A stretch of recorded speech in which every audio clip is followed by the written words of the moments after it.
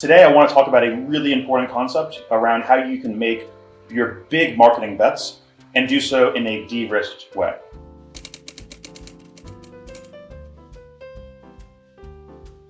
A lot of the times, performance marketers, and even Ladder, we talk a lot about being test-driven. Now, to be test-driven, you of course have to be lean.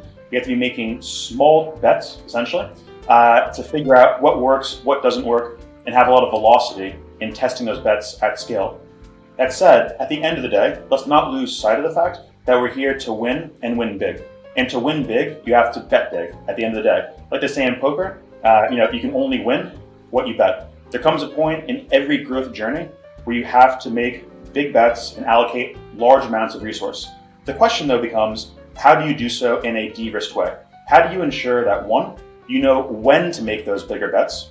And when you do make those bets and you are investing larger amounts, how can you essentially just have better control over the outcomes so you avoid the number one thing people are always worried about, where you spend 3 months, 6 months of creative planning, and you then invest, whether it's $50K, $100K, or $1 million in some massive campaign, and it falls flat. And what I want to walk you through today are a couple of examples of how you can de-risk your decision making, of course, using a test-driven methodology to de-risk. And then also, avoid an example that I won't go too deep into, but I will be showing you an example of a $3,000 lo-fi video that beat the performance of a $100,000 Facebook video that this company had previously invested in. And I want us to get to a place where you never end up making that $100K investment and getting worse performance than a $3,000 video.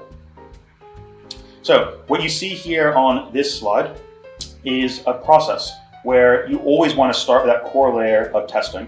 Now, the only way you can de-risk a massive campaign is by understanding what are the elements involved at the creative level when it comes to your concept, your themes, how you apply those when it comes to both messaging and visual choices to particular user segments. Beyond that, though, you also want to make sure that when you're spending a lot of money on a campaign, it's a reasonable percentage in relation to how much media spend or how much overall traffic that campaign is going to get. By that I mean the following.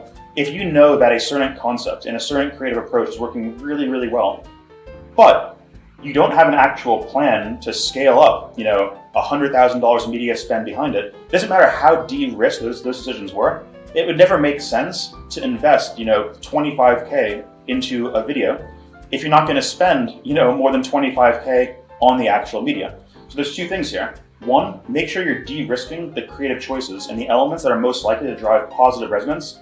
Simply put, get you the performance you want, but also make sure that's going to be part of an actual campaign. It's going to have the volume behind it. So if you do spend $100,000 on a video, if you're spending $1 million, right, on that campaign, the ratio makes sense. That's at a bigger scale, but it works just as well if you're only spending $5K, $10K, $25K on a video. You want to de-risk both of those things. So what I want to then show you is that example of an actual super lo-fi video. This was a pre-launch challenger startup. The video itself here, however, incorporated elements that we had proven out through really basic, just static design testing, was resonating really well with their market. We knew what the trigger points were.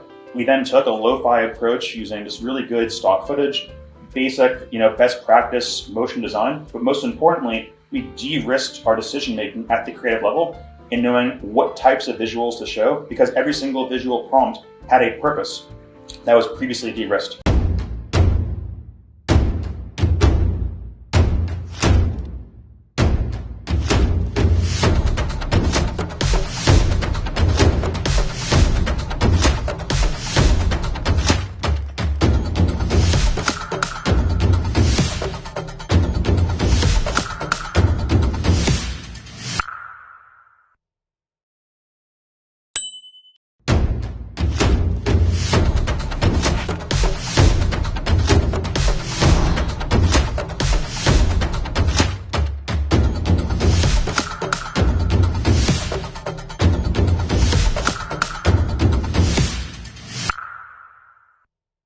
And I'm happy to say the performance of this video beat out a $100,000 video.